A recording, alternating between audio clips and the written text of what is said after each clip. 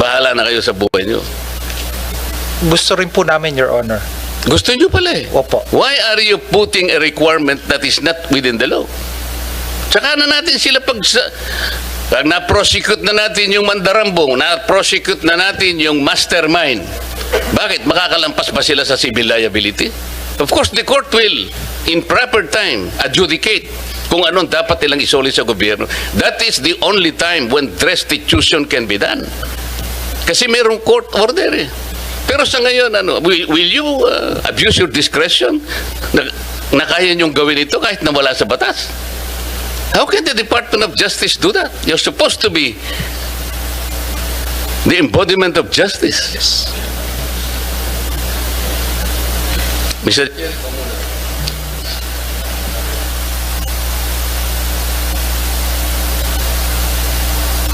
Thank you,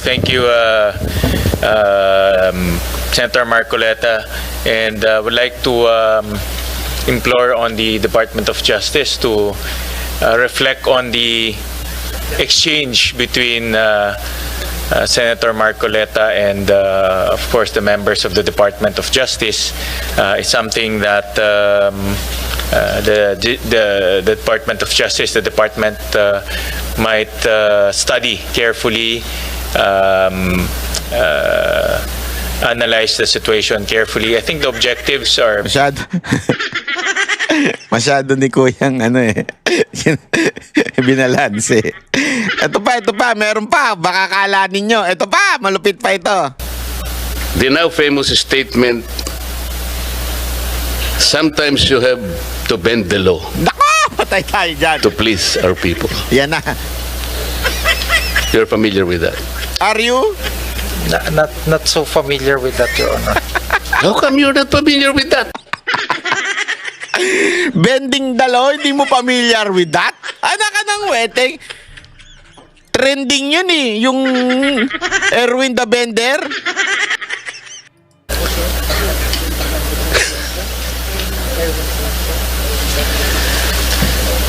May I refresh your memory? Yes, thank you, Your Honor. We were talking about, this issue of restitution and blah, blah, blah. Hanggang dumating yung isang point where one of us made a suggestion. Sometimes we have to bend the law Yan na. in order to please the people. And he asked the former Secretary of Justice for affirmation.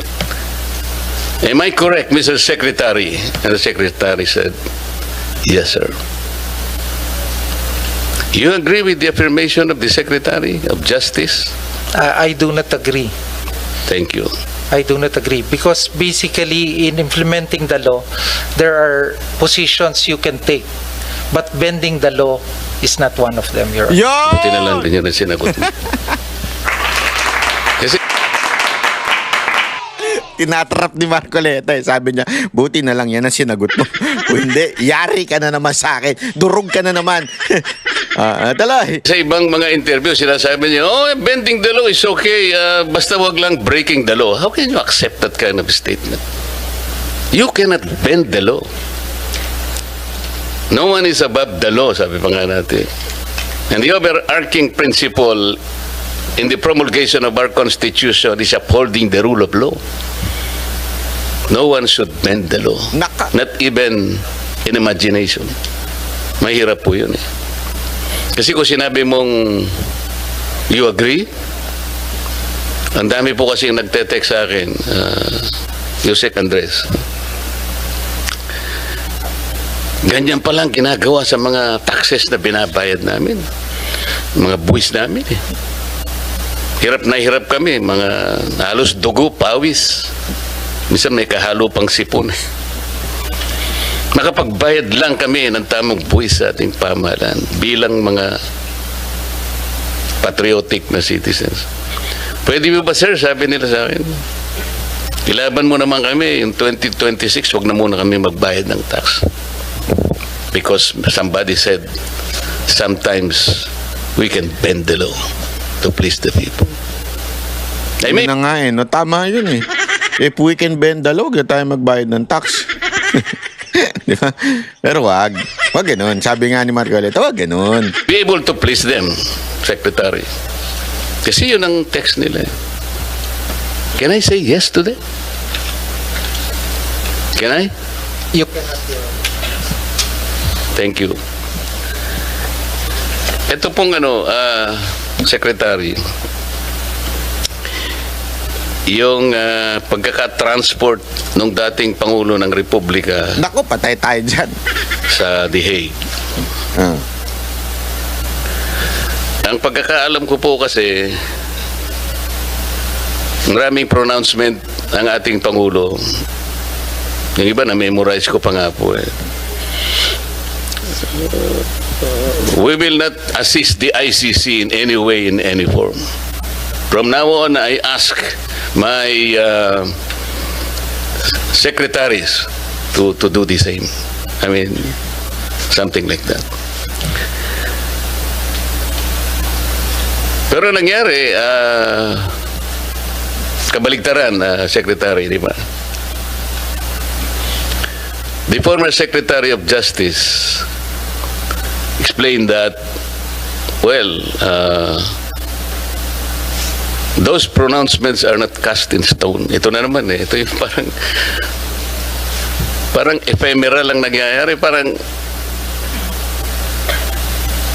the government officials' decision, sabi niya, sometimes can be changed at times. What do you think are the factors that necessitated a change of mind? Like from not assisting the ICC in any manner, in any way, in any form, he was just transported there, now languishing in the detention center on the other side of the planet. What do you think are the factors used by the DOJ? First, Your Honor, if I'm not familiar to the particular circumstances that the particular facts that which made the secretary made the actions Who is familiar? Who is familiar from And among second, you? Your Honor, if I also may state, the matter is pending now with the matter before the Supreme Court. So the position, the legal position on the actions of the former Secretary of Justice has been elucidated with the court, but for the Department of Justice, it's Chief Dennis Chan who made the argument and presented the position of the DOJ in this regard, Your Honor. My question is, what are the factors that necessitated a change of mind from not helping the ICC in any way, in any form, which is a policy matter, with the reverse that happened? I'm not privy to that, Your Honor. Who is privy? Kasi parang Umiwas na lang eh. Your Honor, it may be the former secretary, now the ombudsman. wala na siya sa DOJ, nasa ombudsman na siya. Alam nga naman ipatawag natin siya rito. Yes, Your Honor. Huwag ka What magturo. Hindi, pero tama yung sagot mo, Yusek. Ganon, pagka hindi mo na alam. Wala po ko alam dun. Yung dati namin boss ang may problema dyan. Happens now to the principle of continuity.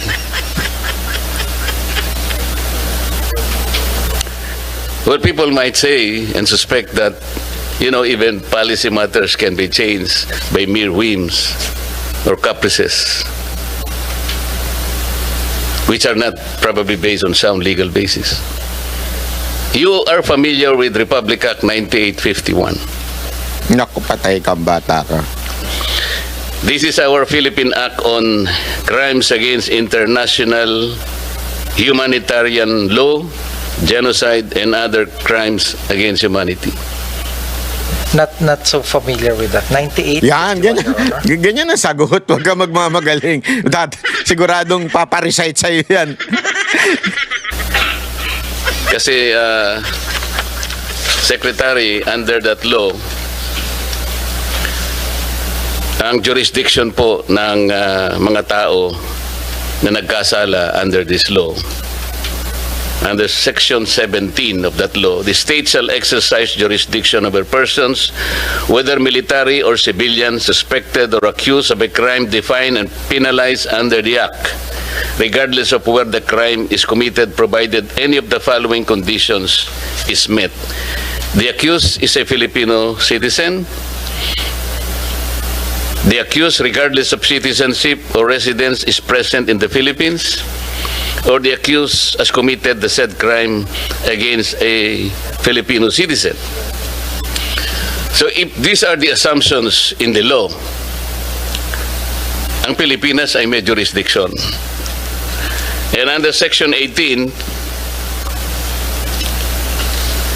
the Philippine courts, prosecution, and investigators, the regional trial courts of the Philippines, shall have original and exclusive jurisdiction over the crimes punishable under this Act. Ngayon po, if we consider the applicability of this law, bakit po na-transport yung dating Pangulo natin at hindi natin nilitis sa sarili po nating jurisdiction? If with permission of the Honorable, may I refer to the Chief Dennis Chan?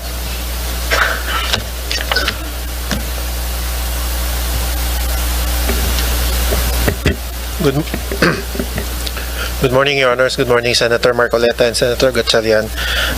You are correct, Your Honor, that Section 17 on jurisdiction provides for the state exercising jurisdiction over persons suspected or accused of committing a crime penalized under RA 9851. The second paragraph of Section 17, Your Honors, thus mention that in the interest of justice, the relevant Philippine authorities may dispense with the investigation or prosecution of a crime if another court or international tribunal is already conducting the investigation or undertaking the prosecution of such crime. Instead, the authorities may surrender or extradite suspected or accused persons in the Philippines to the appropriate international court, if any, or to another state pursuant to the applicable extradition laws and treaties. Your Honor, I believe this was the justification relied upon by the former Secretary of Justice in the action leading to the transfer of the former President, Your Honor. So, Mr. Chair, they are referring to the second paragraph of Section 17 of 9851. Is that correct? Yes, yes, Your Honor. Mr. Prosecutor, I noted that, but I think the colatilla is very, very clear. Pursuant to the applicable extradition laws and treaties. This is absent. So how can you invoke this? Wala na tayong treaty. We have just withdrawn from the Rome Statute. Patay. So this cannot be applied. Nako, nayari ka bata. Is that correct? Nayari ka Your bata. Honor, the way we interpreted that second sentence of instead the authorities may surrender or extradite, we see there two different actions to be taken by the state. It's either to surrender or to extradite, and then if it is to extradite, then it must be pursuant to an applicable extradition law or treaty. So the action taken, Your Honor, was surrender and not extradition. No, pero ang sinasabi niya, pareho sila eh. Yung dalawang conditions na yun will be cut under this pursuant to the applicable extradition laws and treaties. Wala tayong extradition law, wala na tayong treaty because we just withdrawn from the Rome Statute. Hindi mo pwedeng gamitin ito. Kaya dapat yung mag-a-apply is Yari ka. 9851. Nako po, patay ka This bata. is our own law. Okay lang naman dito eh. Can we not prosecute the former president kung talagang meron siyang kasalanan? Our National Prosecution Service, the judiciary, I think, is or are operating, and they're willing, they're competent enough to prosecute adjudicate, and proceed with the trial. Hindi ba? Your Honor, with all apologies, I am not able to answer the question as to whether we can prosecute. I am just merely stating that the action of the former Secretary of Justice in for the transfer of the former president to the ICC was premised on Section 17, RA 9851, under the second paragraph. Yes, but what I'm saying is you cannot use this one because Wala of na the nga. absence of an extradition law and treaty. That is the point here. And Your Honor, that is the subject matter or among one of the issues that we raised or that is being discussed in the Supreme Court petitions that were filed. Pero nangyari na kasi, dinala nyo na siya doon eh. Under the false claim na pwede nyo gawin because of this. But you did not complete the whole statement. Kung kinonsider nyo yung pursuant to the applicable extradition laws and treaties, hindi dapat nangyari yun eh. So ngayon, kung halimbawa nag-argue kayo sa Supreme Court, nangyari na yun. Ando na yung mama, di ba? Your Honor, if I may also explain, I have no knowledge or participation whatsoever in the events. Hindi, okay naman yun. Kaya tinuro ka kasi ni... Yes, Your Honor, to explain the legal justification or premise on which Yeah, but the former- legal justification is wrong. We submit, Your Honor, although that is already pending before the Supreme Court, Your Honor. Thank you. Thank you. You're welcome, Your Honor. Chair, salamat po. Yun na, ganun lang yun Senator eh. Marcoleta for those Aminin nyo na lang. Ay, aminin nyo na lang. Ganun lang yun. Oh, wag yun na kasi kayong wag na kayo magpalusot. Mahihirapan talaga kayo kay Marcoleta pag magpapalusot kayo, Brad eh. Mayayari kayo dyan eh. Kasi again, ulitin natin hindi natin sinisisi itong mga to kasi wala naman utang kinaugnayan sila kasi desisyon naman ni Marcos yun tsaka ni Remulla eh. Ito mga to nagtatrabaho lang. Kawawa nga sila eh. Di ba? Kawawa nga sila eh, mga kababayan eh. Kasi sila ngayon nang nayayari, di ba? Na nagaganyan ngayon. Dahil nga, kasi patay tayo dyan. Yung mga, yung mga bossing nyo dati, medyo sablay talaga. Kawawa naman. Anyway, we understand. That's life, di ba? Ganyan, iniwan kayo sa ere. Di kawawa kayo. Ayun yun eh, kawawa kayo. Basta ngayon, tingnan man natin ito kasi may merong sinabi si Bongo bumanat kay Trillanes dahil ito si Trillanes dinimanda na naman to si paulit-ulit na ito pangalawa ulit na lang to ni-revive na lang niya ito nag-iingay na naman tong Trillanes na ito kasi malapit na ang 2028 alam mo naman laging talo sa kampanya yan talo lagi yan sa eleksyon ito Duterte, kaya hindi niya pwedeng ipagkaila na hindi na-impluensyahan ito. Tapos, nung senador Duterte si na naman, Bongo, ganun din. Duterte Kahit na na senador naman! siya pa rin ang nag-a-act as the alter ego of Duterte's. Duterte na Talagang siya pa rin yung naman special assistant. Kaya ito ay maliwanag na violation sa ating batas. Duterte At na naman kaya natin siya nakasuhan. Yun po. Sir, ano po yung ebidensya natin para Ang ebidensya po dito ay mga kontrata mismo galing sa DPWH. Ito po ay nakuha ko nung ako po ay senador pa. Tapos dinagdagan namin nung iba pang mga dokumento nung natapos na ako sa pagkasenador. Bawal po ito, di ba? Hindi mo pwedeng bigyan ng kontrata yung tatay at kapatid mo. Ang nakalagay sa ating batas, up to 4th degree of consanguinity and affinity. Pero ito, first degree ito, tatay ito at kapatid. At hindi